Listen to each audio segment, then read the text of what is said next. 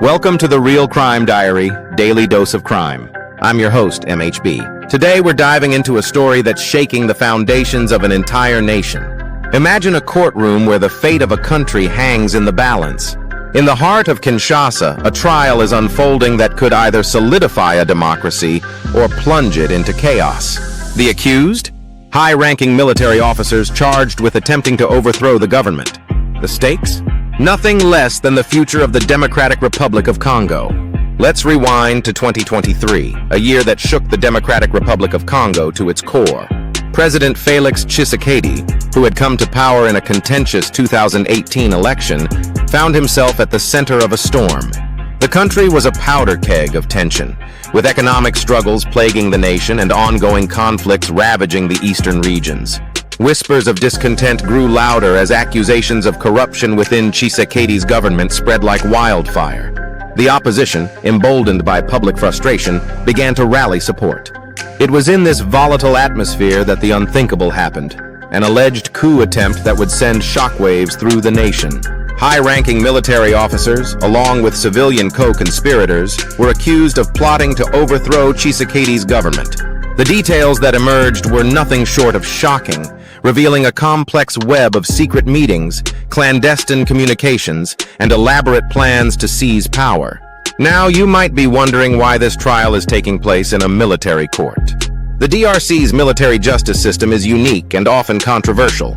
Unlike civilian courts, military courts in the DRC have a broader jurisdiction, sometimes even trying civilians for certain offenses. As I've observed these proceedings, I've noticed stark differences from civilian trials.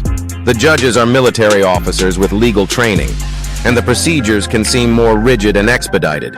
This has led to heated debates about the fairness of trying civilians in military courts, especially in cases with political implications.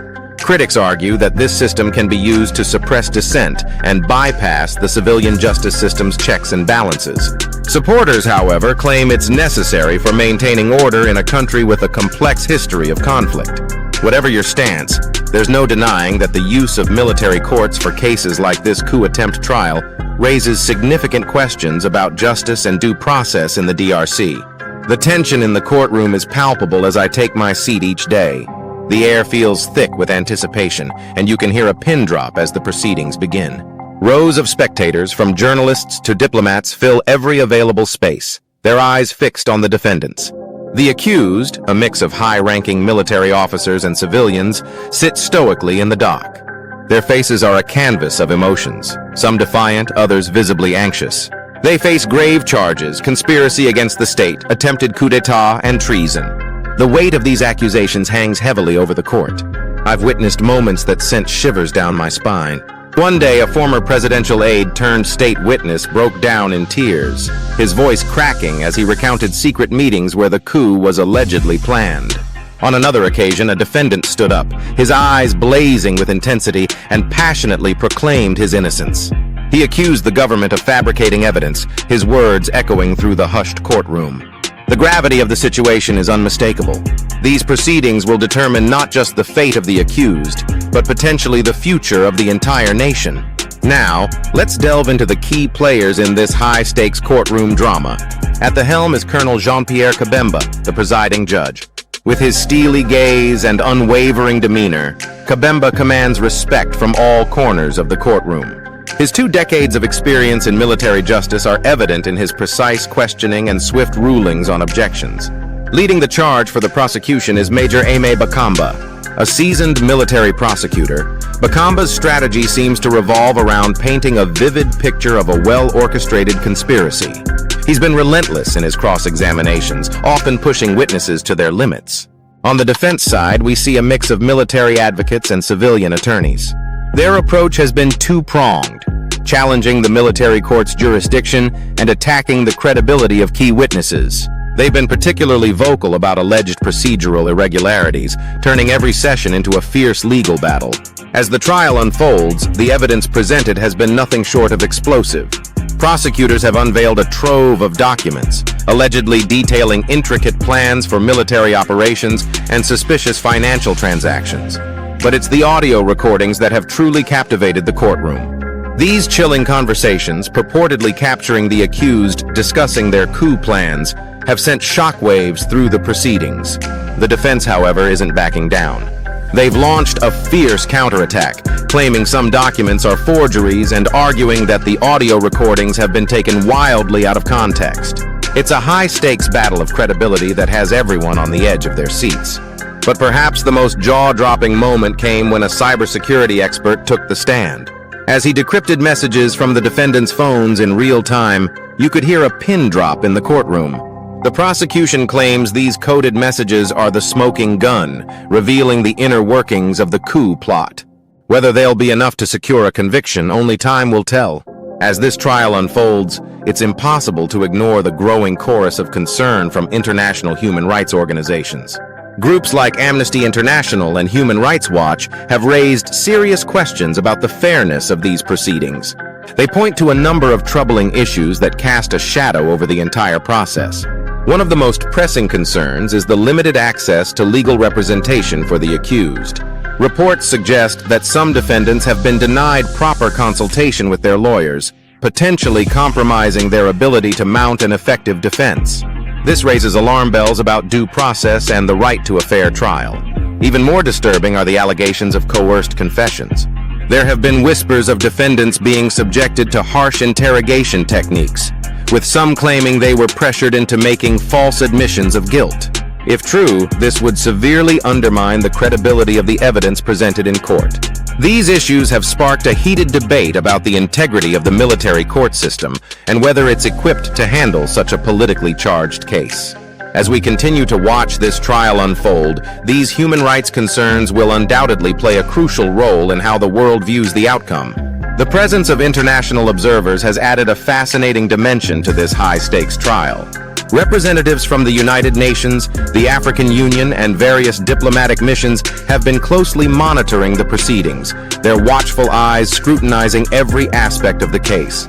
These observers serve as a crucial check on the fairness and transparency of the trial. Their presence seems to have a tangible impact on the courtroom atmosphere. On days when international observers are present, there's a noticeable shift in the proceedings. The court appears more orderly, and there's a heightened emphasis on following proper procedures. Interestingly, the UN Special Rapporteur on the Independence of Judges and Lawyers has issued statements calling for adherence to international fair trial standards. This intervention has placed additional pressure on the DRC government to ensure that justice is not only done, but is seen to be done. The observers' reports and statements could significantly influence international perceptions of the trial's legitimacy, potentially shaping diplomatic relations and future international support for the DRC. As this landmark trial draws to a close, we must consider the far-reaching implications of its outcome. A guilty verdict could significantly bolster President Tshisekedi's position, potentially deterring future coup attempts and solidifying his grip on power. However, it's a double-edged sword. Such a verdict might also be perceived as a political maneuver, possibly fueling unrest among opposition groups and their supporters. On the flip side, acquittals could be interpreted as a sign of judicial independence, showcasing the DRC's commitment to fair trials. Yet this outcome might undermine the government's authority and embolden those who seek to challenge it through extra-legal means. Regardless of the verdict, this trial is a crucial test for the DRC's judicial system and its ability to handle high-profile political cases transparently and fairly. The outcome will undoubtedly shape the country's political landscape for years to come, influencing both domestic stability and international perceptions of the DRC's commitment to the rule of law. The ripple effects of this trial extend far beyond the borders of the Democratic Republic of Congo. Neighboring countries are watching closely, fully aware that the outcome could have significant implications for the entire Central African region. The DRC's vast size and strategic importance make its stability crucial for regional security. Political instability in the DRC could potentially exacerbate existing conflicts or even create new ones in surrounding nations. Countries like Rwanda, Uganda, and Angola have vested interests in the trial's outcome, as it could directly affect their own security and economic interests. Moreover, this trial is being viewed as a test case for how African nations handle internal political disputes. The DRC's management of this crisis could set a precedent for other countries facing similar challenges, potentially influencing how political tensions are addressed across the continent in the future. As we wrap up our journey through this landmark trial in the Democratic Republic of Congo, it's clear that the implications reach far beyond the courtroom.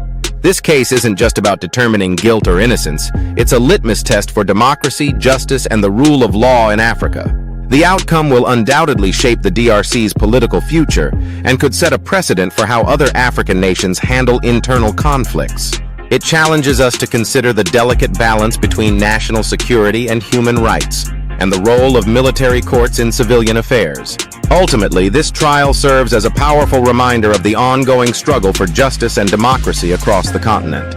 If you're intrigued by this complex case, I urge you to stay informed. Visit our website for in-depth analysis and updates.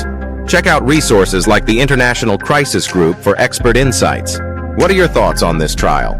Share your opinions in the comments below. Let's keep this crucial conversation going about justice and democracy in Africa.